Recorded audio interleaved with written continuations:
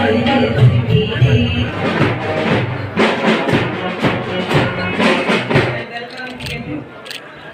I would like to invite Emma for further proceedings. I, Ji, Cabinet Minister Panchayati Raj, Government of Uttar Pradesh, Shri Suresh Jain Ji, Chancellor Tirthankar Mahavir University Jain Ji, Group Vice Chairman, Professor Raghuveer Singh Ji, Distinguished Vice Chancellor, Controller of Examinations Dr. Pradeep Agrawal, learned and reverend public dignitaries on the dais and off the dais, Executive Council and Academic Council, degree recipients.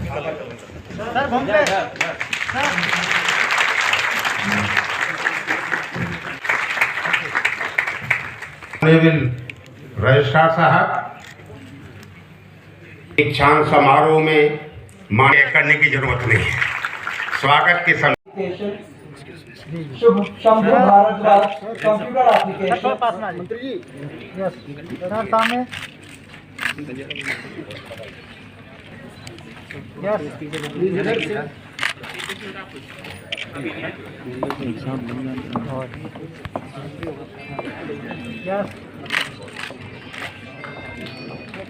Arpit Jain computer science and engineering, computer science and engineering, Anuchit Singh management, Sharma management, Nitin Sethi management, Satyendra Arya management studies. Sir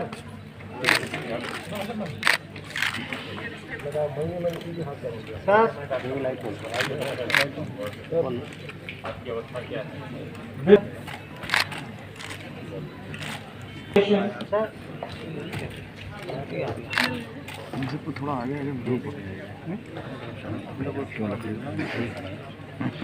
Neelam Yadav education,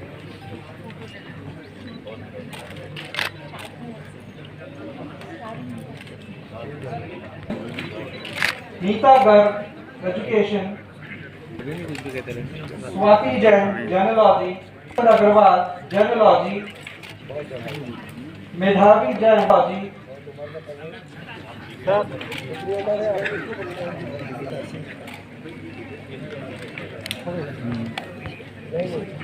हो गया sir. Journalism, Neetu Jain journalism. Sir एक minute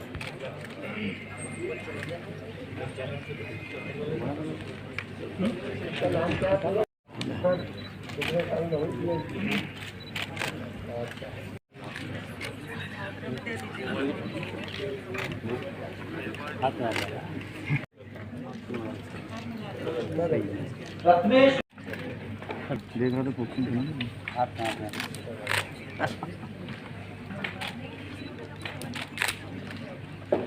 Rashmi,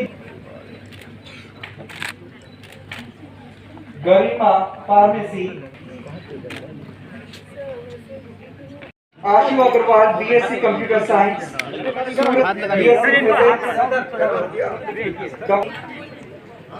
BTech computer science, Sophia Nazim BRIT, Lakshmi master of fine arts, Ayushi Gupta BA JMC, sir मंत्री जी MBA,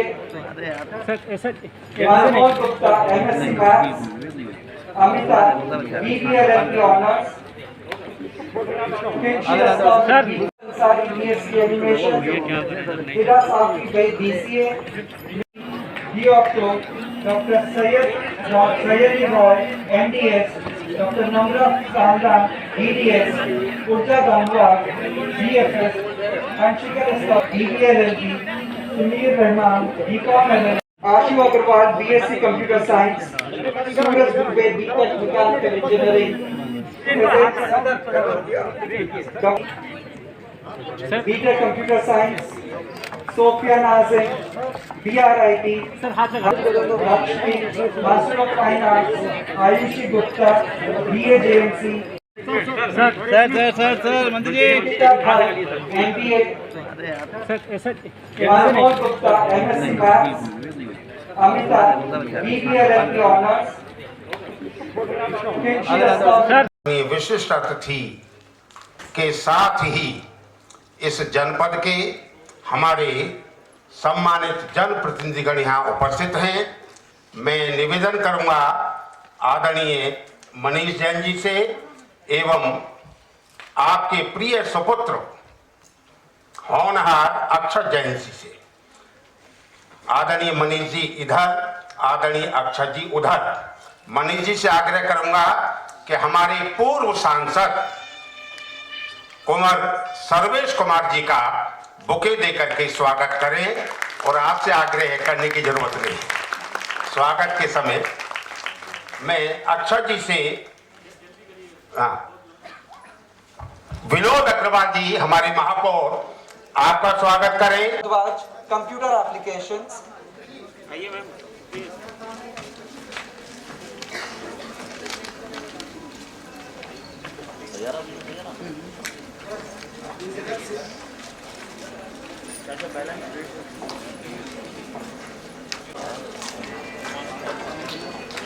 Arpit Jain, computer science and engineering,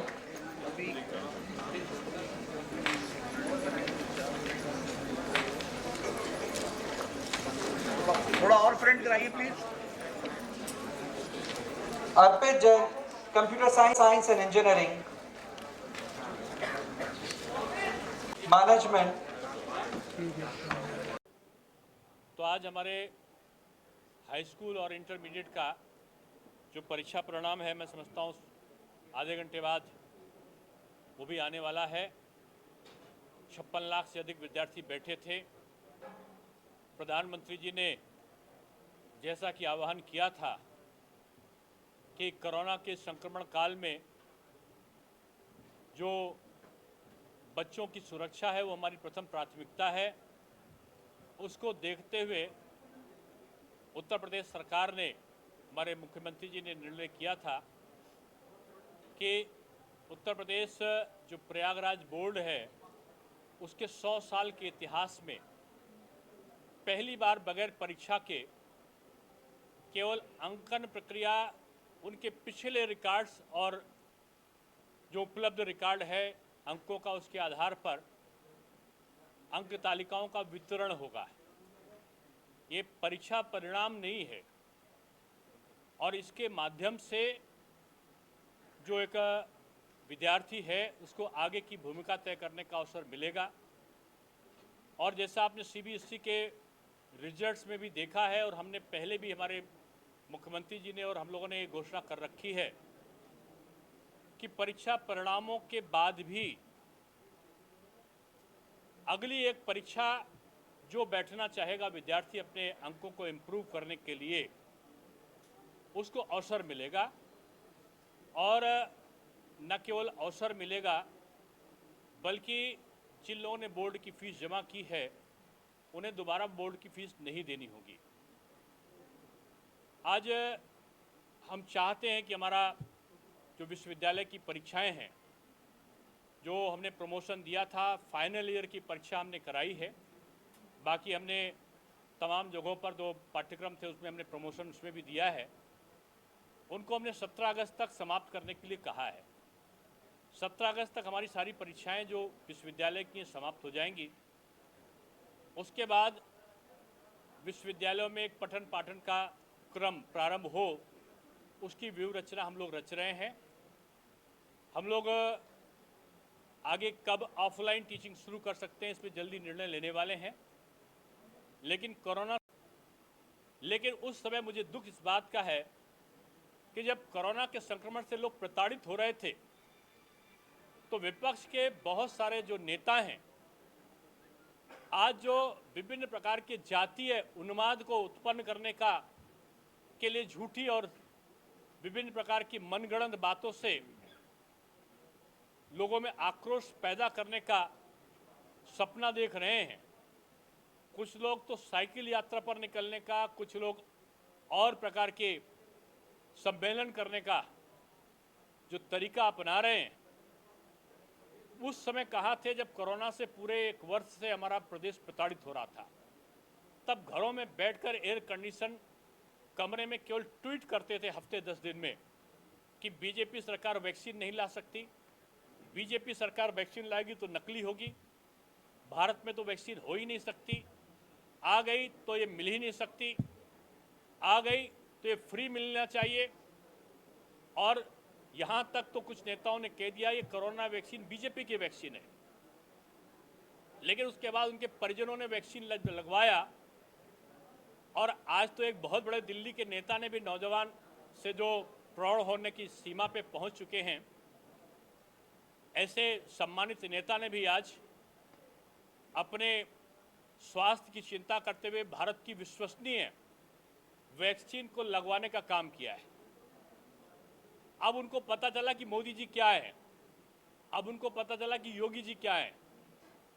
ये लक्ष्य लेकर जनता के हित में जो काम किया है, उससे विपक्षी दलों में डर का वातावरण चुनाव की दृष्टि से लगा है और वो विकास के नाम पर, सेवा के नाम पर बीजेपी का सामना नहीं कर सकते।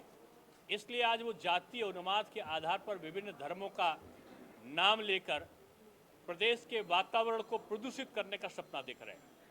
अब ये प्रदेश में जातिवाद, संप्रदायवाद, भाई भतीजावाद, भ्रष्टाचारवाद, इन वादों की जगह अब केवल एक ही वाद चलेगा, वो है मोदी जी और योगी जी का विकासवाद। इसलिए भारतीय जनता पार्टी,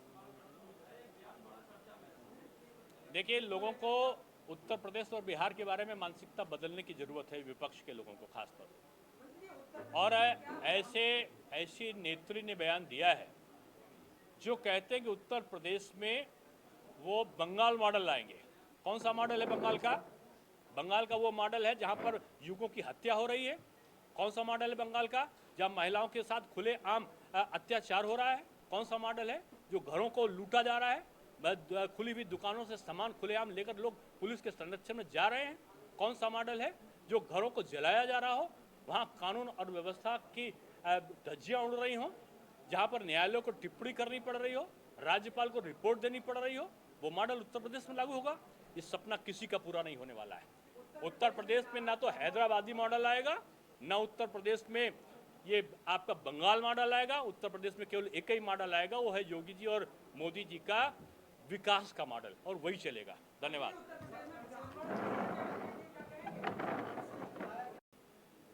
आज मुझे खुशी हुई कि उत्तर प्रदेश में जो शिक्षा का बदलाव हुआ है, नकल विहीन परीक्षा, पाठ्यक्रमों का परिवर्तन, नए रोजगार परक कोर्सों को जोड़ना, नई शिक्षा नीति के द्वारा जो आमूलचूल व्यवस्था है शिक्षा की, उसमें परिवर्तन करने का लक्ष्य हमने प्राप्त किया है। ये बहुत बड़े परिवर्तन है और आज इन परिवर्तनों को लेकर हम लोग जिले जिले जब जाते हैं तो एक सकारात्मक जो जनता की स्वीकृति है वो प्राप्त होती है।